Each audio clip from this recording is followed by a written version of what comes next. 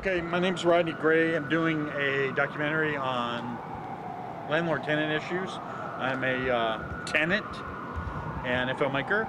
And one day in my class, I asked the students when we were pitching our ideas for our films.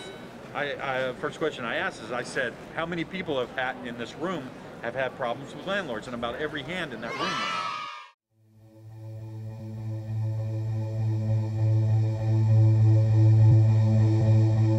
This is a building that I was evicted from, and she would never repair the heat in this building here.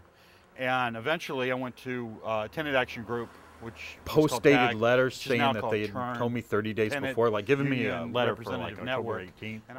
And I was thinking about, okay, you know, we can discuss this. And then I got a letter from her one day saying that Pico had, well, let me go back a little bit. And eventually I went to Tenant Action Group, which was called TAG, which is now called TURN, Tenant Union Representative Network.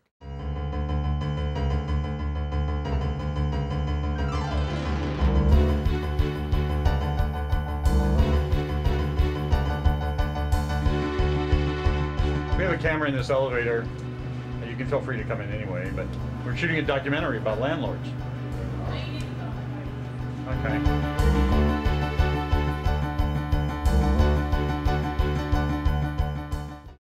Tenant Union Representative Network. We advocate, we educate, we organize, we provide services for tenants.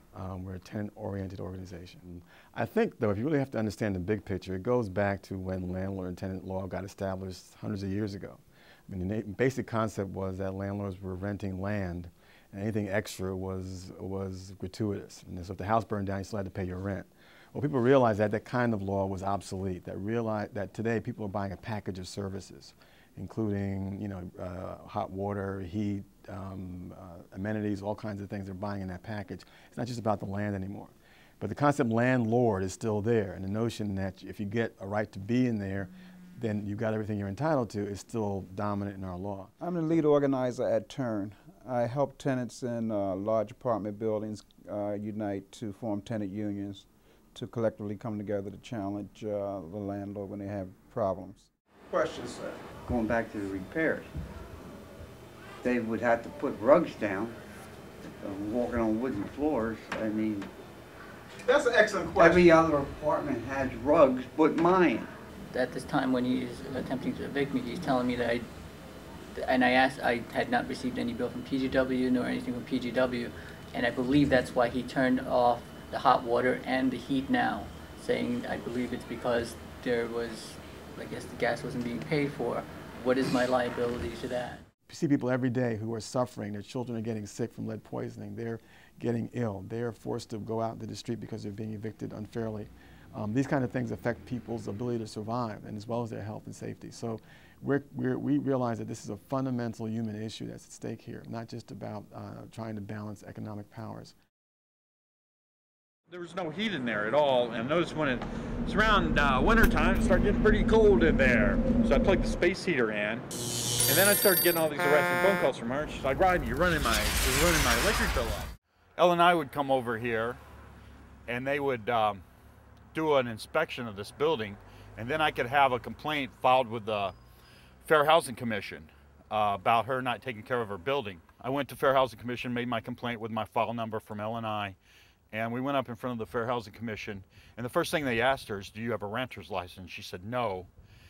And then there was this big debate, and they told her that, well, she was saying she wanted me out of this building immediately, and they said, well, you have to repair the violations before you ask this guy to leave. You can't have housing violations and evict someone. The major problem we run into is failure to make repairs.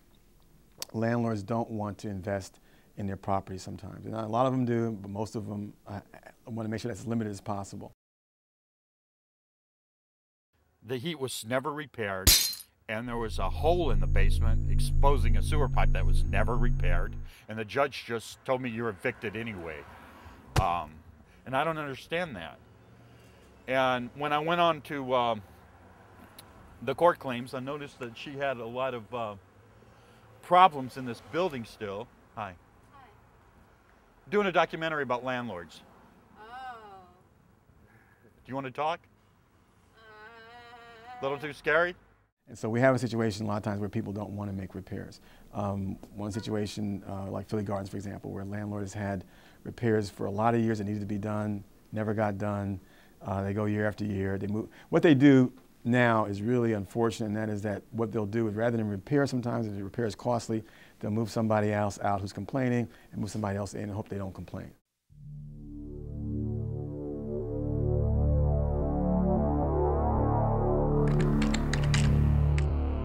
This website where you can find the link to Philly Gardens, this website right here says elegance, comfort, and down here in just a little bit you're gonna see style's gonna come on. Well, elegance, comfort, and style, they ain't got it.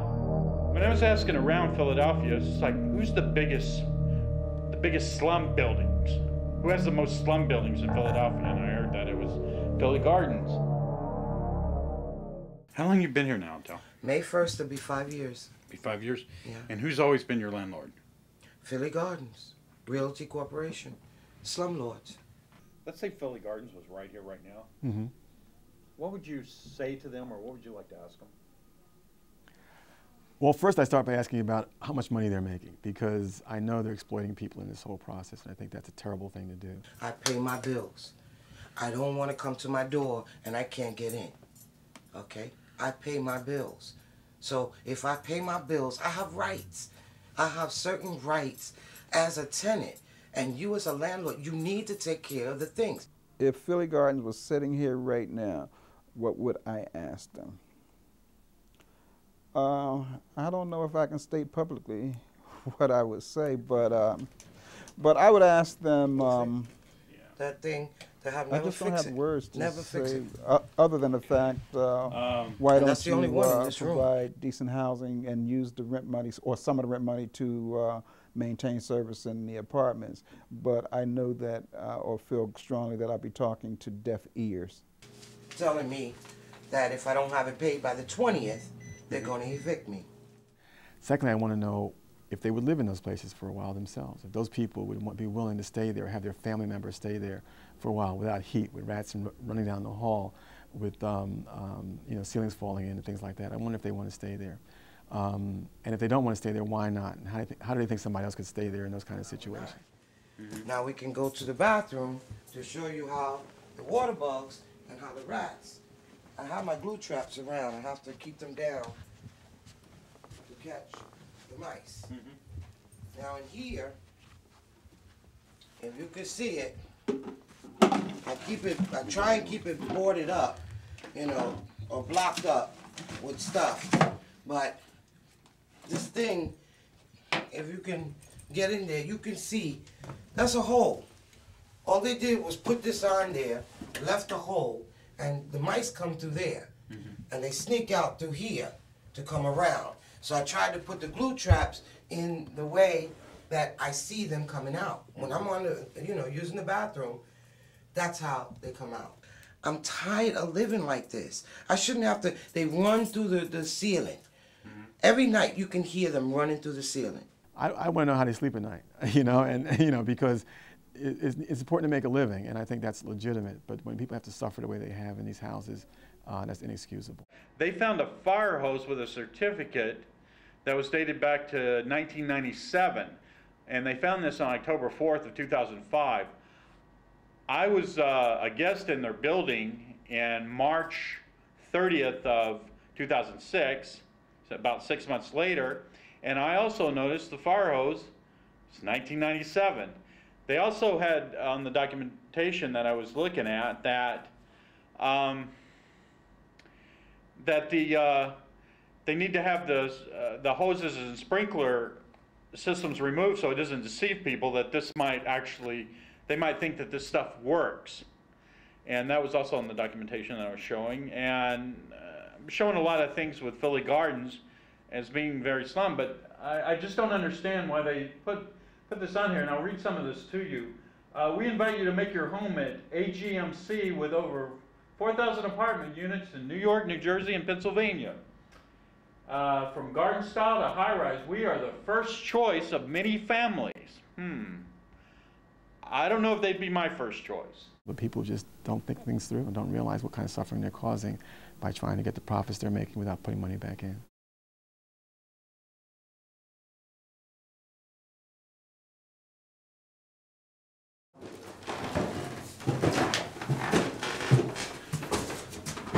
And now they got this housing bill that they're going to push that's coming from one of the councilmen that would require I believe it's called a rental suitability bill, that would require that the landlords have proof that their buildings are up to standards, that their buildings have been checked out by L&I, and before they start putting tenants in there. And some of the landlords feel this is a burden to them or something like that, but it's just like, maybe for a good landlord they might see it, but this is designed for a lot of the bad landlords that are in the city who aren't held to any accountability at all.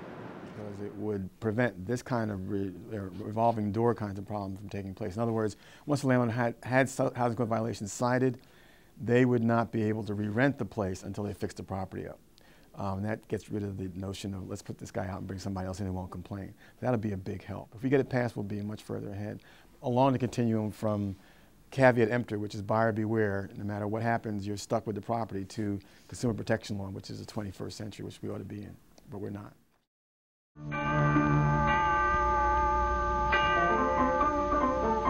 The history of Philadelphia, like the history of any great city, is written in stone.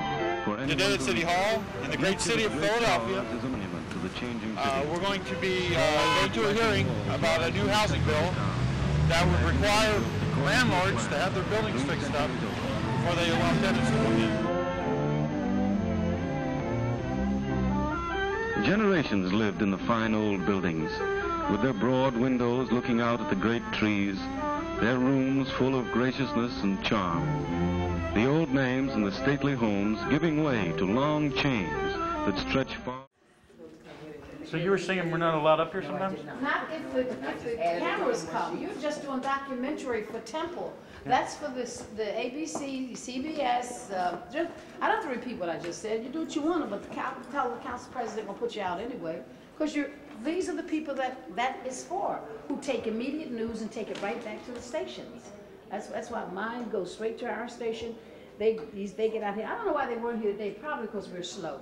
Okay. They probably got a hold of the calendar early, you know. Unless now, if you want to stay for the hearings, I have nothing to do with that. Aren't you guys in hearings? 1 o'clock. 1 o'clock today. But they're doing a documentary. They're not even playing that.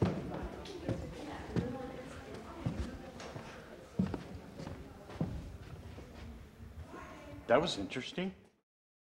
How do you feel about this? How everything went today? I think it was great. It's important that things don't get, you notice the way the lawyers for the landlords approached it. I want to change this comma. I think we need to add a word here and add a word there. And that's not what this issue is about. They forget this isn't about dotting the I's and using a colon versus a semicolon. The people who spoke more eloquently about the issue were the people in the wheelchair. Essentially, their message was, through no fault of our own, we're getting screwed over.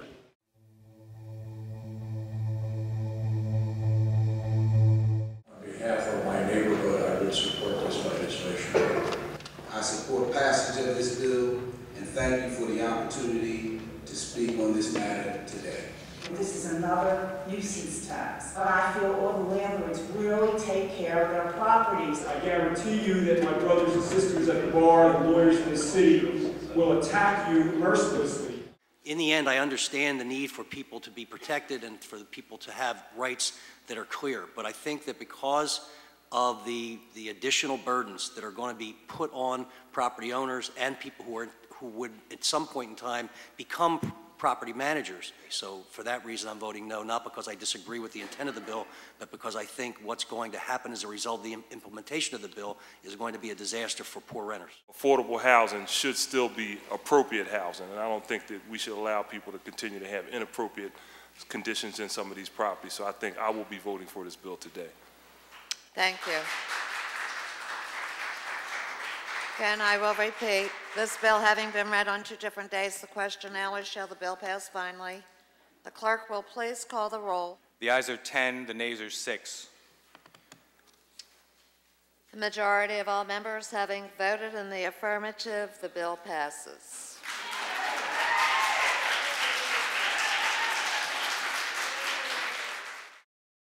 The people at stake were tenants, people who are on the shortest end of every stick. Landlords decide how much of your security deposit comes back. They decide whether or not you can have the apartment to begin with.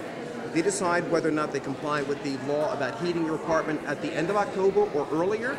A man's home is his castle, but we're really not sure what the apartment is, and the landlord still runs that roost. And so this bill simply said, certify that your apartment is defect-free. The same as we expect from Ford Motors, from a hot dog vendor, or from the guy who sold me the tie I'm wearing.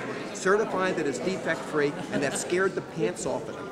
And I think today what you saw, a close vote, a vote of conscience, but it was one of those unique moments where council people stood up and decided to protect the people who are most vulnerable and let the wealthy landlords take the bite of the apple the next time around.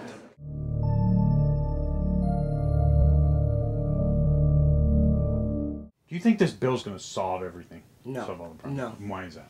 Because it's a political thing. You know what I mean? To get people to vote for you. I'll vote for your bill. I'll sign your bill. Everything will be okay. But you got to remember who did this. But what are we getting out of it? Are we going to get a refund because we've been good tenants and these landlords are slumlords? Are we going to get something out of this? No. No, I don't think so. It's just something that's being written so it can be read and looks good on paper. That's it. I don't see it doing anything for me. I really don't. Housing is not something that's an extra. It's not something that's a luxury. It's a necessity. And so the notion of housing being a human right is something that this culture is flirting with, but really hasn't totally accepted. And we have to recognize that people have a basic human right to housing. Just like they have a right to health care, and inadequate health care is not sufficient, or right to food. All these rights have been recognized internationally, and they have to be recognized within our legal system as well. That hasn't happened yet. It's important that tenants come together to unite to better their housing situation within the apartment buildings that they have or on the block that they live. That's why if we drop out, he has 10 objections. If we take one out, the right to sue, he couldn't care less about the other 9. He couldn't care less about the other 9. He only cares about the right to sue. And that's the thing that empowers poor people. That's what the real objection was by the opponents, because no matter what else they say, in the end, they don't intend to be held accountable. That's why this is an age-old battle, and it will go on forever.